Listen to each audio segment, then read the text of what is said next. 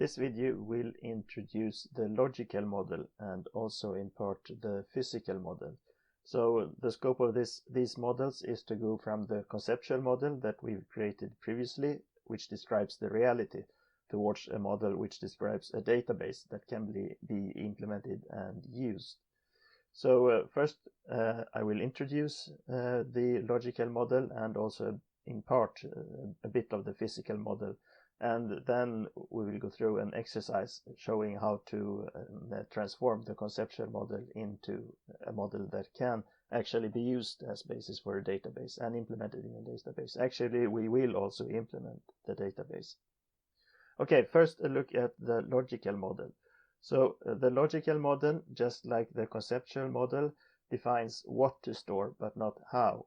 But there is an important difference, of course, otherwise we wouldn't create a new model, and that is that while the conceptual model describes the reality, the logical model actually describes a data store, but it still describes what to store in that data store, not how to store it.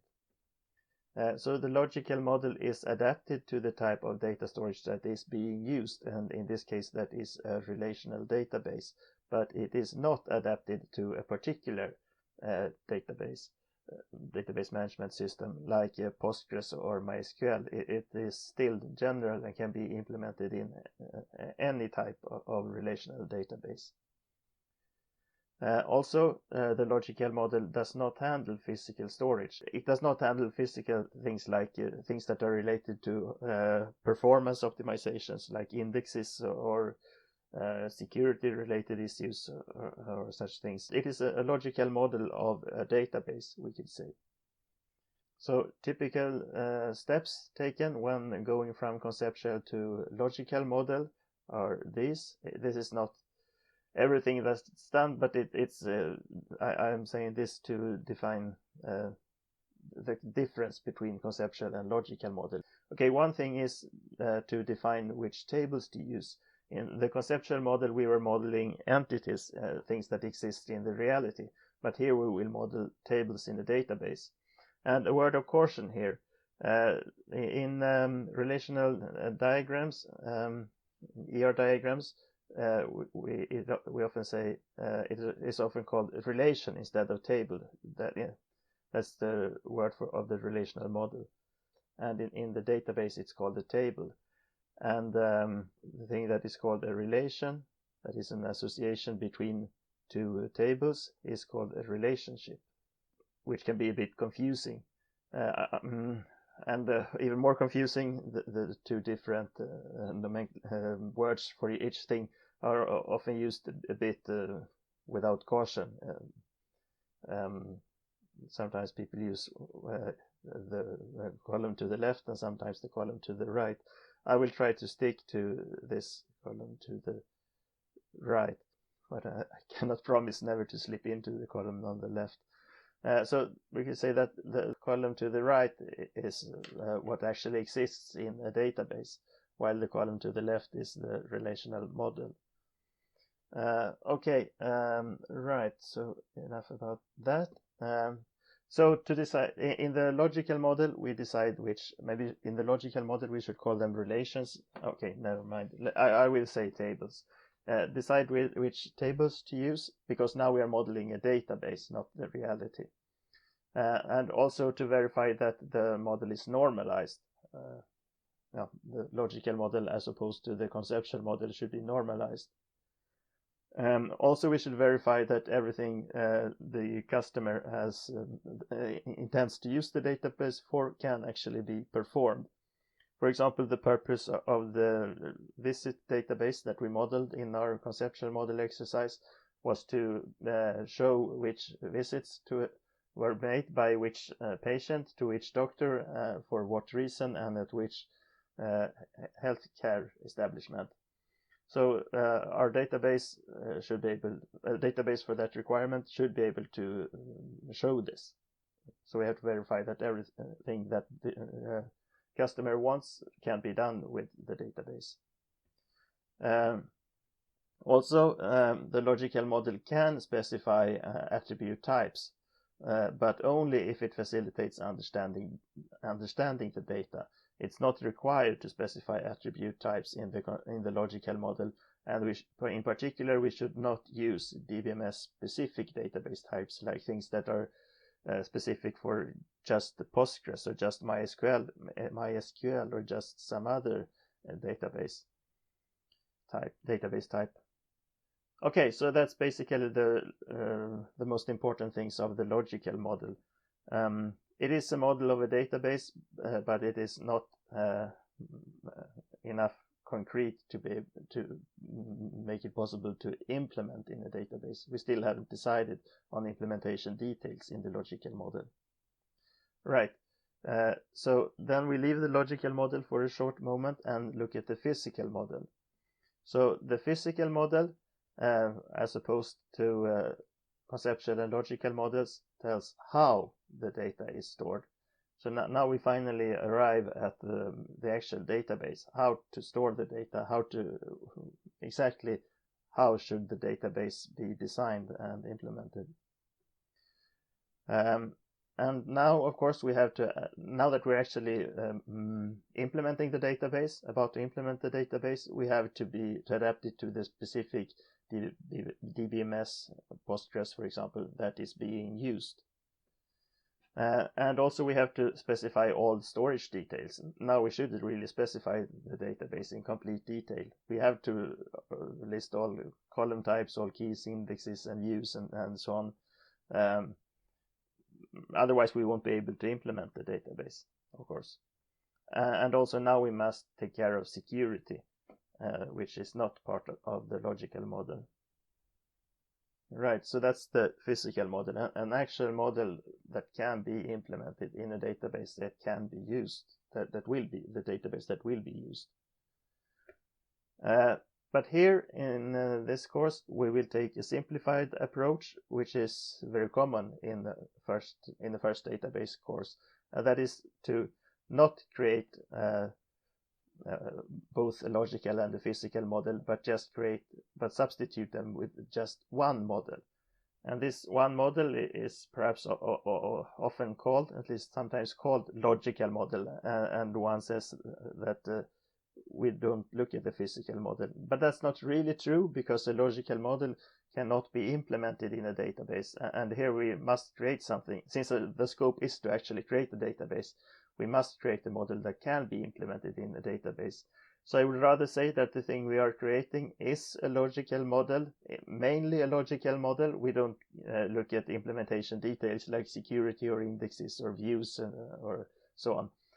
But it has features that belong to a physical model. For example, column types and primary keys, because we're creating something that shall be implemented in a database. Okay, so the conclusion is that our only model is mainly a logical model, but it has sufficient physical detail to enable us to actually create the database. Later in the course, there will be more things related to physical models, like, for example, indexes. So you will later in the course be able to refine the database and take care of more things related to physical model.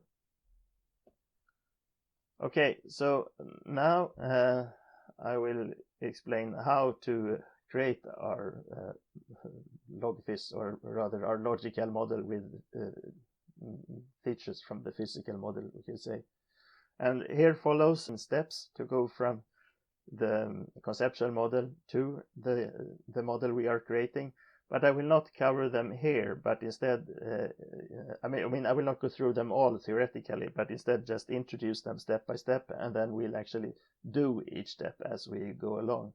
So let's look at the first step. The first step is to create a table for each entity in the conceptual model.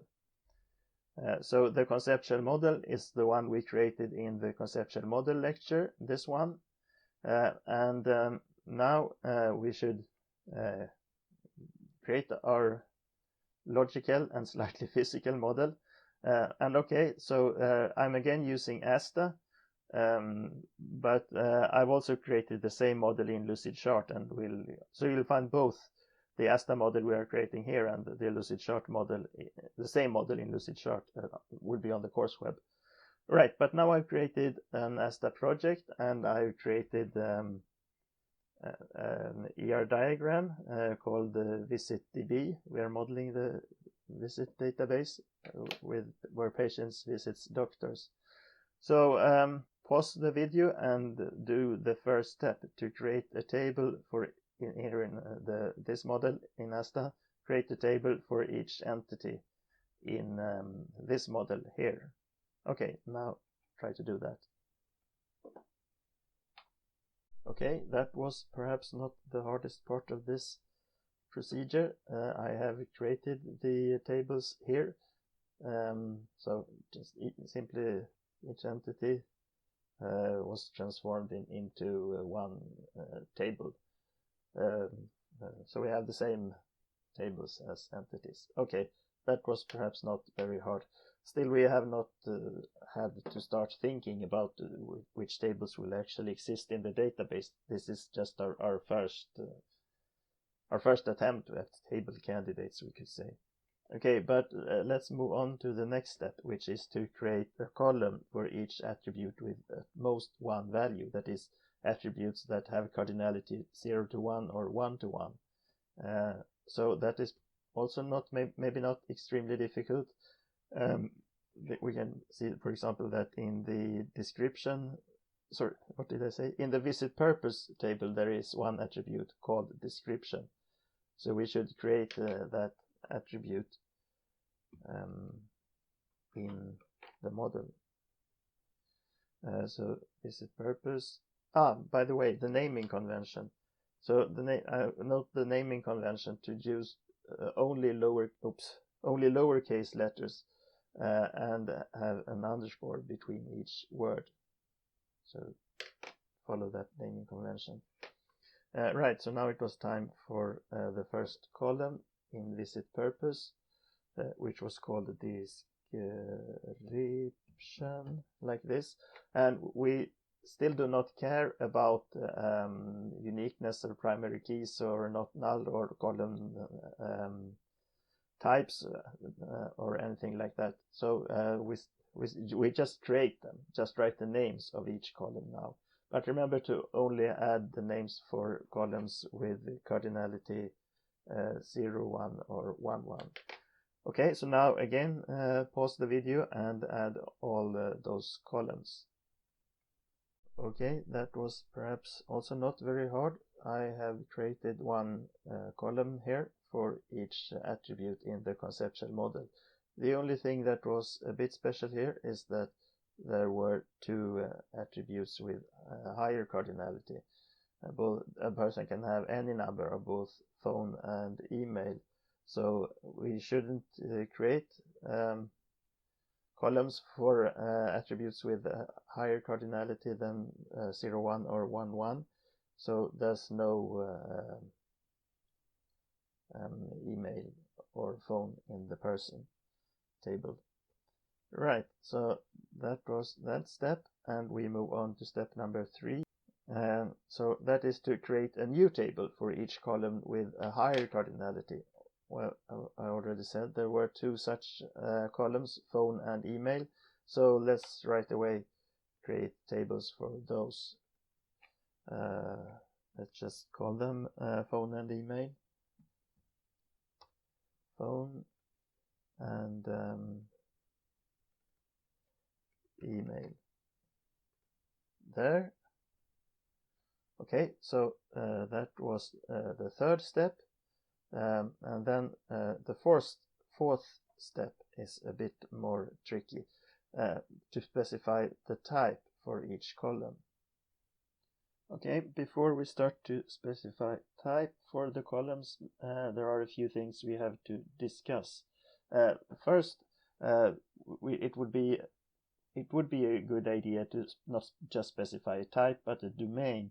So domain means that we can restrict the legal values. For example, there is the zip code and the person number, which have requirements on format.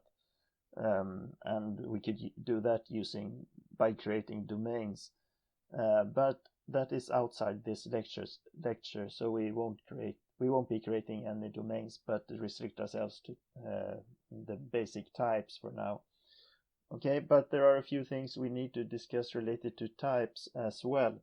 So first, let's consider text. For example, first name, just to pick something, is obviously a text. So there are basically, as you know, three types for storing text: char, var, char, and text. So char is fixed length string. It will always have the same length. It will be padded with blanks. Var-char, this is an R. Var-char.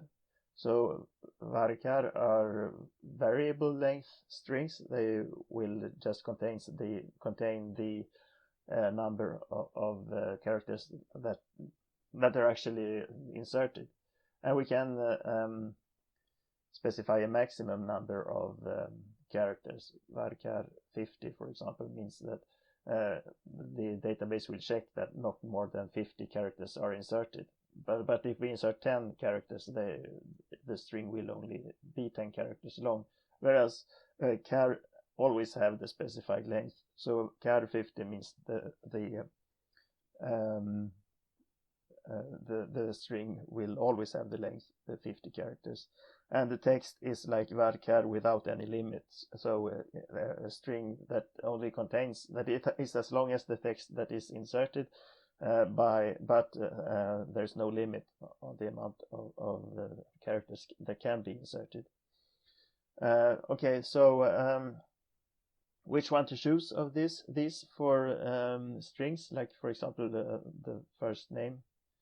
So here we come to a situation where when that depends on DBMS, and I have already decided that I will be using Postgres here. And for Postgres, the situation is a bit special in the sense that there's no performance impact. As far as performance concerned, we can take any of these types. Whereas for other DBMSs, like for example MySQL, the fixed length is faster. So if we were using, for example, MySQL, it would have a performance impact. We would make a performance gain if we choose char, for example, which is fixed length. But now we have decided to use Postgres here. Okay, and for Postgres, they all have the same performance. So that means there's really no point in choosing char. No reason to use a fixed length and then just pad with spaces. We can have a variable length text. So that means we have the choice between text and var-char. And the advantage of text is, of course, that we don't have to bother about the max length. Whatever we store there, it fits. And the disadvantage of text is the same. I mean, it's good. We should always have checks on everything, right? Always put some limit on anything. Do not allow the user to insert whatever. If, for example, the first name was a text, then a malicious user could insert a first name that was 2 gigabytes long or whatever.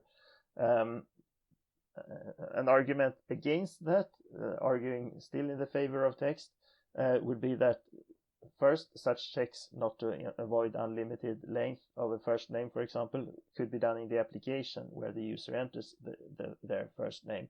Also, we could put column constraints limiting the length of the text. We'll talk a bit about column constraints later on. It's one of the coming remaining steps in creating this model.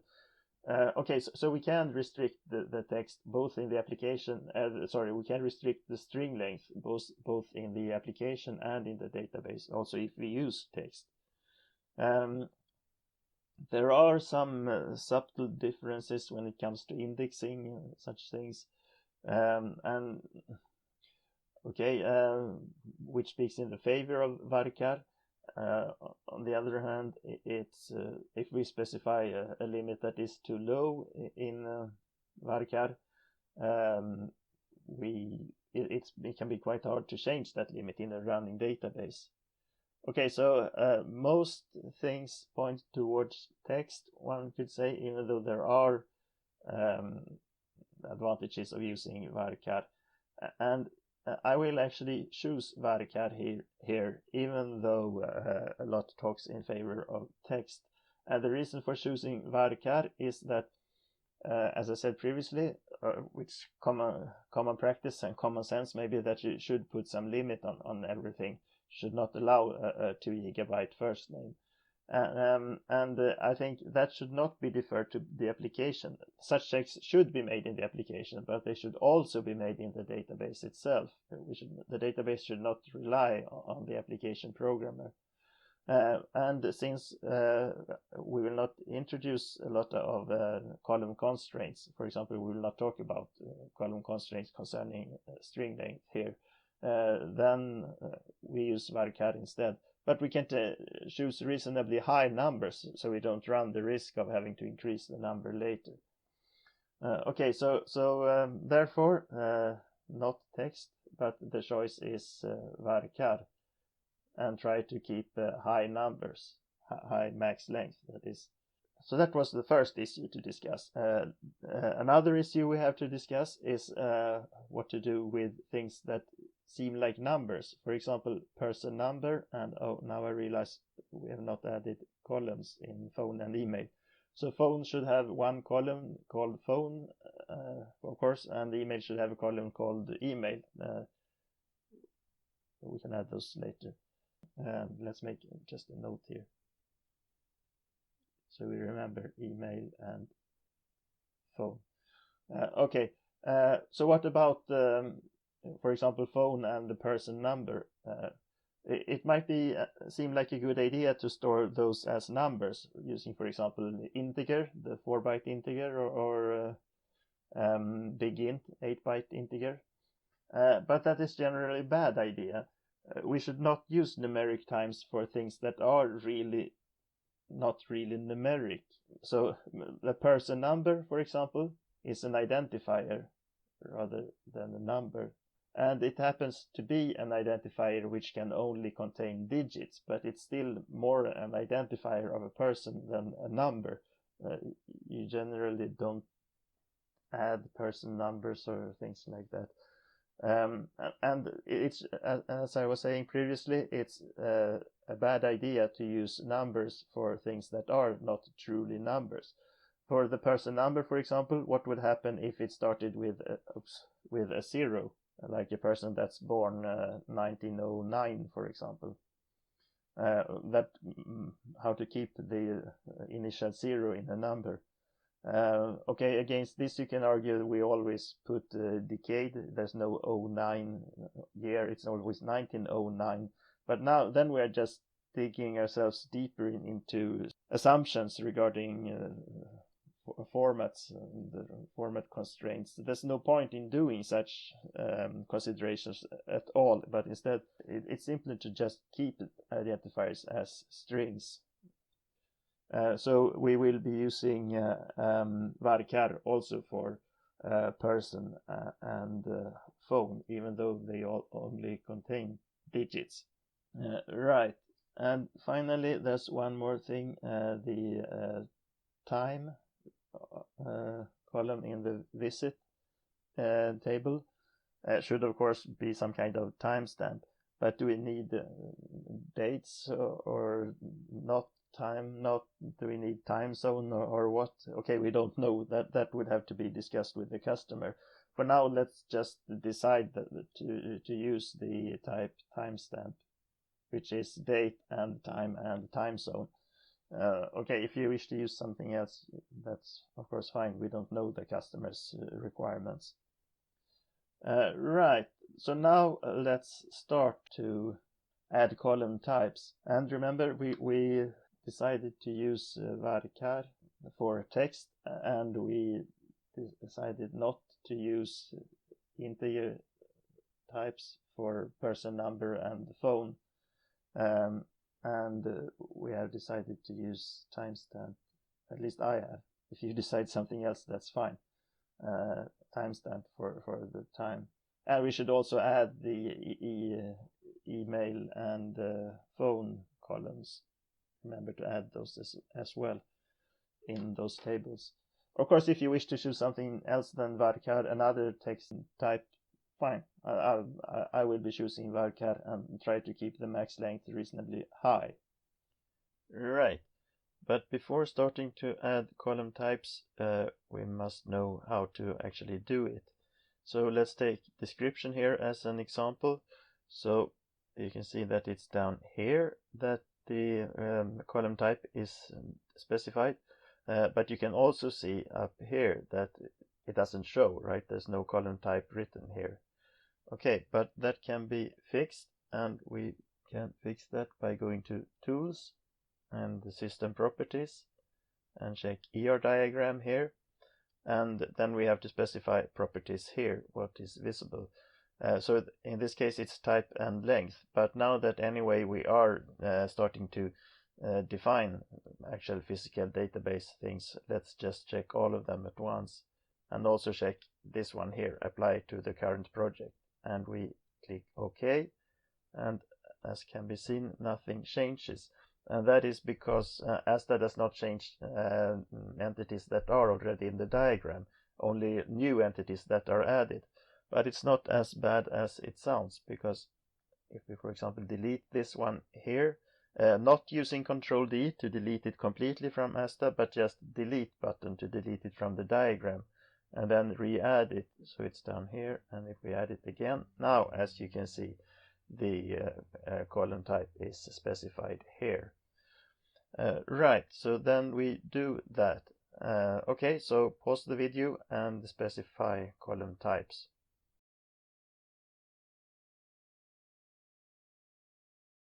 Before starting to look at each column type, there are basically, you could have different approaches here. In the Lucidchart model that you can also find on the course web, I've tried to be a bit smart and reason about a reasonable length of varchar, a reasonable max length of strings, what to use as constraint for varchar strings. Here in this model, I've not tried to be smart, but I just added a big number, 500, for almost all strings. Okay, the reasoning here is, as developers, software developers, we should never try to guess the customer's requirements or the user's behavior, right? We should take all situations into account rather than guessing what the user will do or the customer will require. We could, for example, try to be smart and say no one has a first name that's 500 characters long. Why on earth should they? Maybe that's true. Probably that's true. But being dumb with in regard of user behavior and customer requirements, we can say, well, a varchar column does not contain more characters than what is actually entered. So let's write 500. We could even have written 2000 or whatever, but let's just specify a number that is higher than the reasonable highest number. That could be the reasonable max length. So 500 should, with good margin, be longer than any first name anyone can come up with, while retaining some reasonable security constraint. We shouldn't allow a 2 GB first name, but 500 shouldn't have an impact. Okay, we could argue reason more about that. Right, but that's two different approaches, and so you can see one where I try to think more in the Lucidchart model in the course web, and one where I thought less here. One can argue in favor of both. Okay, so let's look at the types. So for visit purpose, of course this should be discussed with the customer also, that but the problem that a person has cannot should be described in 2,000 characters. You're not allowed to enter more. The time is timestamp, as I said. The employment ID. Here in this model, I'm not trying to be smart, so I just wrote 500. In the other version, in the Lucidchart version that I've uploaded to the course web, I wrote 10 here. And the reasoning was there that why 10? Well, I assumed the customer said an employment ID has 10 characters, or maybe they said an employment ID has 8 characters, and we took 2 as a margin if they prolonged them. Okay, but here I'm not thinking. Maybe at some time in the future, this organization completely changes the way they write employment IDs, and they become notably longer. Person number, okay, here I actually was thinking a person number is max 12 digits, assuming we omit the dash. So I just wrote 12 there. I guess it will not change. But what do we know? Okay, the first name 500, last name 500, the ID of the healthcare establishment 500, street 500, SIP 500. Okay, this was maybe a bit too on the non-thinking side. I mean, a SIP is 5 digits long, right? Isn't it? Okay, city 500, phone 500, email 500. So the as I said, the foundation for these types was not to think. But I'm not saying it's wrong to think and put lower numbers. Your decision, simply speaking. Okay, but those were the column types. So we are done with step number 4, and we move to step number 5, which is to consider column constraints. We won't consider many types of column constraints here. We'll just consider 2 types, namely unique and not null. So unique means that it must be unique. No 2 rows in this table must have the same value for that column. And not null means that the cardinality is starts with 1 to 1, because we have no higher cardinality, right? We don't have 1 to any higher number. We created new tables for those. Okay, but not null means that we have 1 cardinality. Not if we allow nulls, then we have 0 1. But if we specify not null, that's not allowed. Okay, so we only consider these 2 types of column constraints. We can there are other ways to add much more specific column constraints, but I won't cover that in this lecture. I make a note here in the model before I upload it to the course, saying where you can read more about column constraints, other column constraints, if you're interested. But for now, we only consider these 2, unique and not null. Right, so how to indicate that something is unique or not null. So first, not null. Now I'm not saying that description should be not null. I'm just taking as an example to show how to indicate not null. So not null you indicate here by checking this box, and then you can see it appears over here, not null. And right, so that was not null. And for unique, there's no way to indicate uniqueness. One might be tempted to use the primary key thing, but it can be unique even if it's not the primary key. So it's really not a good idea to use primary key to indicate uniqueness. So there is no way in ASTA to indicate that a column should be unique. Instead, we have to make a note, for example, like this, and write that something is unique, and then we attach it to the column that should be unique, like this, or we can instead just write beside the name, unique, like this. So those are the options. Right, so now pause the video and try to decide which columns should be not null and which should be unique. Okay, so then let's consider unique and not null, and this is what I came up with. And as you can see, I decided to draw nodes for unique. So of course, many of these are things that should be discussed with the customer. We should never just guess the customer's requirements, right? But should always ask. But there is no customer, so I've decided on my own. Okay, let's go through them. First of all, we have 3 tables which all have just 1 column. And I mean, if we have a single column table and that column is null, then that's an empty row, right? So that's why I wrote not null on all those. I decided to make phone number and email unique.